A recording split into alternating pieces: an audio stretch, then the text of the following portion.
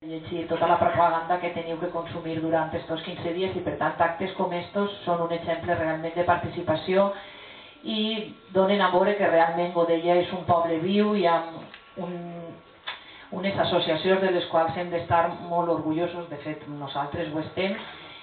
Jo sí que vaig llegir el document que ens varen presentar les associacions, jo crec que el blog les podria signar quasi totes, per no dir totes. Moltes d'elles estan arreplegades al nostre programa perquè hem fet el programa de manera participativa i més de 100 veïns han estat venint des del mes de gener a reunir-se amb nosaltres, des de tots els sectors, agricultura, comerç, educació, cultura, esports, i totes aquelles reivindicacions veïnals que moltes d'elles apareixen així estan arreplegades al nostre programa. Per tant, tampoc voldria insistir massa en el que ha dit Josep, perquè ja dic que el blog ho pot signar, sinó incidir en aquelles coses que jo trobo a faltar en aquest document o anar més enllà. Començaré per l'últim punt que vosaltres heu manifestat i que per a mi i per al nostre partit és prioritari. En Godella tenim més de 800 persones aturades, això són famílies que realment estan passant-ho molt mal. No és una xifra elevada per a lo que és la mitja que s'està donant, però aquestes persones tenen cara i ulls i a aquestes persones n'hi ha que donar-li solució als seus problemes. La nostra solució passa per un pla d'ocupació, passa per un pla de formació, per tècniques de recerca de treball, tècniques d'ensenyar oficis a aquelles persones que per desgràcia en el que era la seva ocupació habitual no van a poder tindre en aquests moments treballs per el tema de la crisi immobiliària, i per tornar a posar a totes aquestes persones en el mercat laboral. Aquesta serà l'opció prioritària del bloc Compromís. A partir d'ahí, sí que pel que fa al tema de la participació ciutadana, i intentaré cenyir-me als punts que ens heu manifestat, jo penso que hem d'anar més enllà. Jo estic molt orgullosa de que la Carta de Participació Ciutadana, que va ser aprovada en la legislatura en la que jo vaig estar present i de la qual crec que tots els partits que estem així ens sentim orgullosos, té que desenvolupar-se, té que anar més enllà. Per exemple, posaré exemples concrets. Penso que els consells assessors tenen que tindre una periodicitat fixa, que no pot estar a la lliure determinació del regidor o regidora de turn en decidir si se convoquen o no els consells assessors o del color polític que siga. Penso que això hauria d'estar clara quina té que ser la seva periodicitat. Després també pel que fa a la documentació, compartís també amb vosaltres que la documentació ha d'estar lo abans possible, perquè moltes vegades no tenim el temps suficient per estudiar els documents ni tan sols les persones que estem a l'Ajuntament. Això requereix molt d'esforç per part dels funcionaris i per part dels polítics. Estem començant, però hem d'apostar fort per la participació ciutadana perquè és el futur.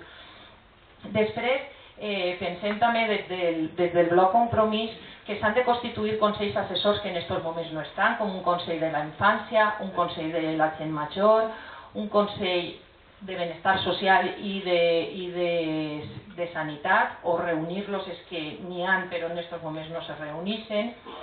I després, una qüestió fonamental és que la participació té que ser prèvia. Vull dir, quan se fa una obra, sabeu que s'està reunint als veïns afectats, se'ls explica el projecte, però la participació jo trobo que hauria de ser abans de redactar aquest projecte, perquè a voltes ens trobem que es presenten un projecte que no només està ja tancat, sinó que ja fins i tot està l'obra executada. Per tant, les possibilitats de participació són molt escasses. Primer també s'ha de veure la necessitat de les obres, no? I a lo millor a principi de legislatura o a principi de cada pressupost s'hauria d'establir una mena de referèndum o com vosaltres vulgueu dir-li, per a veure quines consideren les persones que són les prioritats a l'hora d'arreglar carrers, a l'hora d'infraestructures, etc. Per tant, la participació prèvia, no a posteriori, encara que per algun lloc tenien que començar, han començat per ahir, però continuo dient que hem d'anar més lluny. Després, pel que fa al tema de la transparència en la gestió municipal, pensem que és imprescindible. En els temps que corren ens hem d'aprofitar de la modernització de l'administració, ens hem d'aprofitar de les noves tecnologies. En aquests moments no té sentit fer anar als regidors, a les regidores o als veïns a veure els documents de l'Ajuntament quan perfectament es poden escanejar i enviar per correu electrònic. Vull dir, ni tampoc se tenen per què fer totes les sol·licituds presencialment, tenim la signatura digital, tenim plataformes telemàtiques i per tant demanar una llicència, demanar un certificat d'empadronament, tot això s'ha de modernitzar per evitar que cada ciutadà tinga que anar cada vegada a l'Ajuntament a fer totes aquestes tramitacions. Si n'hi ha algun tema transversal que en totes les reunions que hem fet en els veïns així ha sigut el tema de la informació. Com s'està portant la informació en aquest Ajuntament ha sigut molt criticat en totes les reunions que nosaltres hem fet. El butlletí d'informació municipal es considera que és un butlletí partidista i que l'únic que fa és informar de les activitats que han passat, però no una verdadera programació, i per tant nosaltres apostem per canviar aquesta manera de fer el butlletí i que deixi de ser un recordatori del que ja es va fer per a ser realment un canal d'informació. I després la nostra aposta forta en el tema de participació seran els pactes locals. Vull dir, en aquest Ajuntament sabeu que n'hi ha prou alternança en quant a lo que són les forces polítiques, n'hi ha governs de progrés i governs més conservadors i solen alternar-se, i pense que ha arribat el moment de que els plenaris i les comissions informatives deixen de ser el punt on se decideixen els problemes del dia a dia de l'Ajuntament i passen a ser també els llocs de trobada de tots els partits polítics per a dissenyar el futur.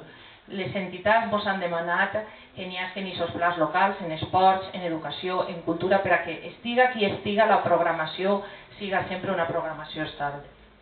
Bueno, me diuen que vaig acabant, clar, és que n'hi havia molts punts, però suposo que després en el debat hi seran.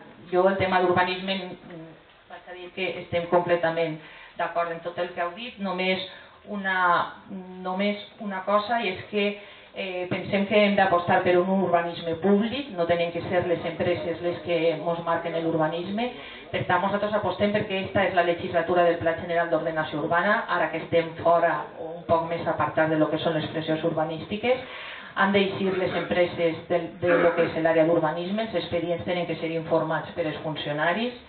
Hem d'apostar per el transport sostenible, per a l'autobús públic, per estacions de transferència en València per al tema de les bicicletes i, bueno, podríem estar parlant tota la nit, però teniu el programa a la web. Jo així també he portat alguns exemplars escrits per si algú els vol i després en el debat ja entrarem més a qüestions concretes. Gràcies.